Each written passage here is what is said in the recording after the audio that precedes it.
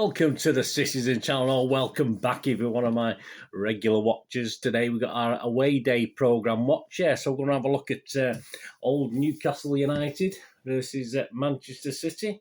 Yeah, what date was that? 19th of December, 19th. I'm recording this in the new year, so about 2 weeks ago. Seems like a long time ago as I'm doing this.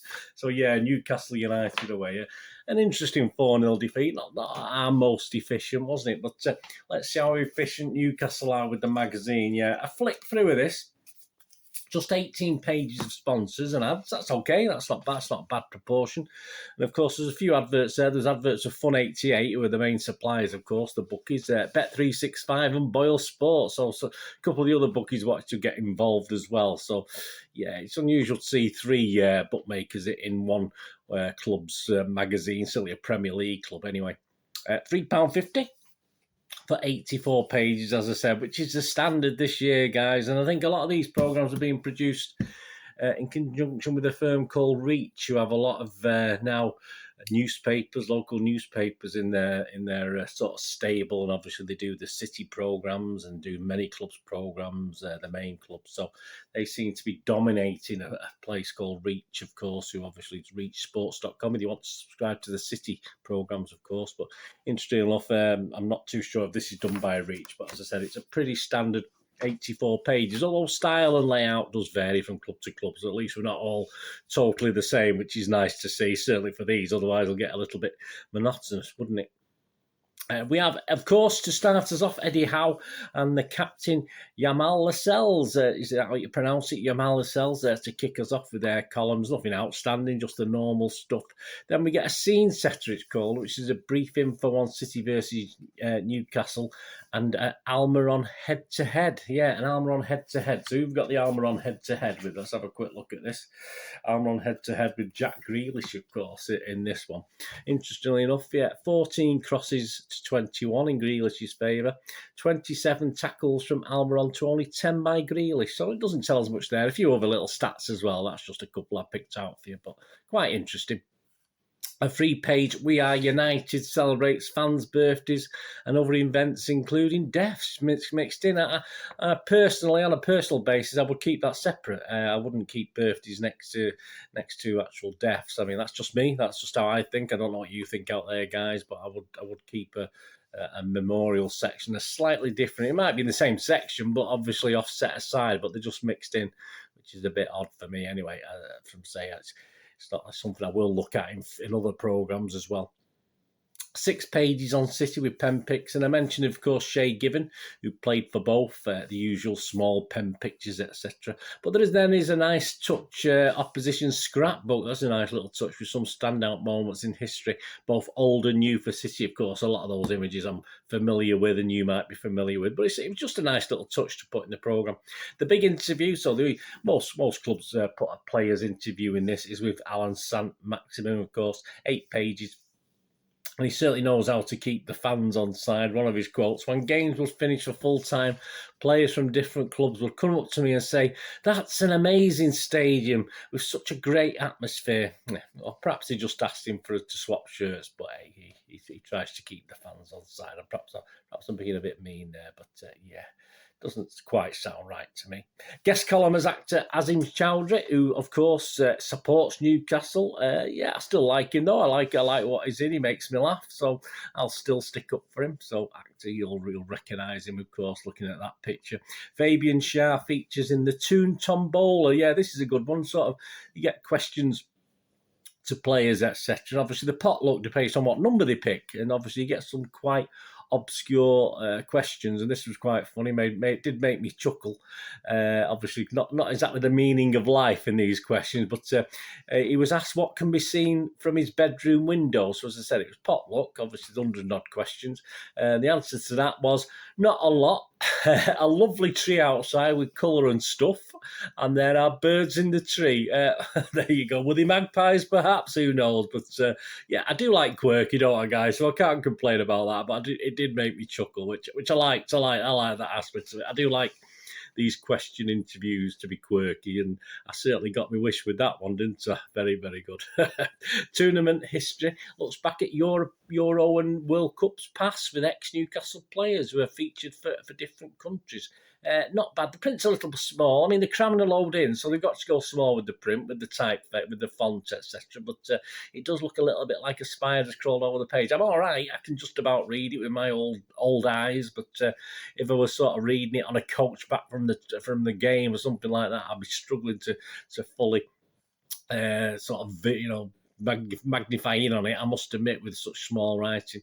Question and answer revisited is excellent. Yeah, this is. It looks back. I do like this. It looks back at a player who's been interviewed previously, many years ago. In the case of this one, about his likes and dislikes, and then it goes back to now and see how those likes and dislikes compare from now to what it might have been 20, 30 years ago. I think that's an excellent. And this time it's Mick Quinn, so obviously. He didn't have Spit the dog with him. He did sort of comment on that. I mean, all sort of people, Bob Carroll, old guys amongst you'll remember that, was sort of compared him to Spit the dog, especially with the moustache. But yeah, that was a great bit. I did like that. I must admit, the Q&A where it goes back and obviously things change. So some stuff hasn't. Interesting enough, they had these weight and height and stuff like that from years ago, but I don't think they featured it in his currently now. I wouldn't have minded seeing that, but I suppose for a little bit of decorum and don't want to upset him too much. He had said actually he had wanted to meet Freddie Starr in the original one, and eventually he did. Obviously, well passed away, Freddie Starr now, many years ago. Eventually he did, and thankfully he was as funny as he had expected, so that was nice. The United History blog looks at both City and Newcastle histories and moves on to a 140 years of action feature. This issue looks at the Second World War decade and players who also served, etc. Programme Matters features Newcastle versus City in August 1969, but the writer adds his own memories, which is nice. I like that aspect of it, of the time, as well as the programme contents, and sticks in a match report as well. This is great stuff for me. He then looks at the return Main Road game of the same season in 1996. Sorry, he then looks at the return game in 1969, so it might be 1970, I'm not sure of the month now, but he looks at the return game of that 69-70 season. Then he looks at a game at Main Road, in 1996. The article also features Joey Barton, who played for both, and he chats to an avid programme collector. Are any of them about? I think there are. Who is 70 programmes away from a complete Newcastle collection that's ongoing. He does comment that they're very, very expensive, and he can't, I've been there. I know what he's talking about. Obviously, trying to buy things, memorabilia, etc. So he's not quite been able to finish off his collection, but he is trying, and just needs a few extra quid perhaps, because you could sort of bid anything, can't you, if you really want something, if you've got the money. But obviously, we're not all got that ability, of course. The academy is covered, plus a Q&A with a player and a couple of pages, of course, as you would expect on the women's team.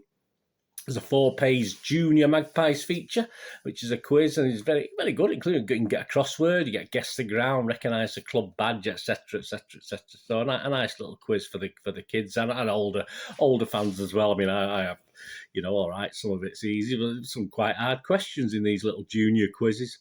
Fashionably Late completes the programme and looks back at last-minute winners or goals that have meant the game drew or something, was a draw or something like that. So obviously when you're 2-1 down, you scored in the 95th minute. It's sometimes good as a victory, isn't it, if you do that? And he looks back at 2006, which was one of those games where Middlesbrough were playing Newcastle, and Middlesbrough were 2-1 up, and obviously late equaliser by Lee Clark meant it ended 2-2. So there you go. There's a lot to like about this programme.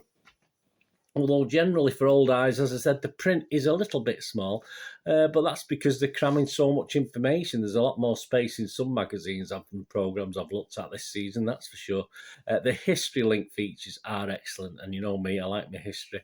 And although they struggle sort of second bottom as a team, as far as this programme is concerned, I was very, very impressed. To say I'll forgive the small print, and I'm going to give them the same score as I gave Watford, who were in second spot. I won't give them top spot just to get ousted. I went back and just checked again just to make sure that Watford was actually good enough to stay top. But as I say, I will give them the same score as Watford and put them into second place on 8 out of 10. So Newcastle go second in the table. I'll be happy about that. They won't mind that in real life, would they? I think the second bottom of the table as I'm recording this.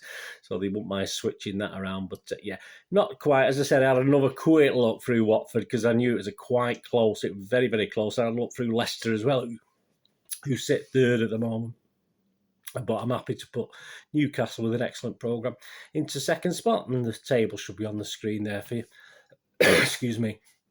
So there you go, Newcastle United. Well done, guys. Yeah, great little programme. Very interesting. I like the City Newcastle stuff, and I like the history things. I like it when they include their opposition as well, which is what they did. So all credit to Newcastle, who take second spot in my away day match programme watch. So let me know what you think, guys. Hope you enjoyed that anyway. Thanks for watching. What you got to do the rest of the day, have a great one. Look after yourselves, look after your friends, look after your families, more importantly. Let's all look after each other until we meet here again on the Citizen channel. I only ask one little thing, don't I? Please stay safe, Blues. Come on, City.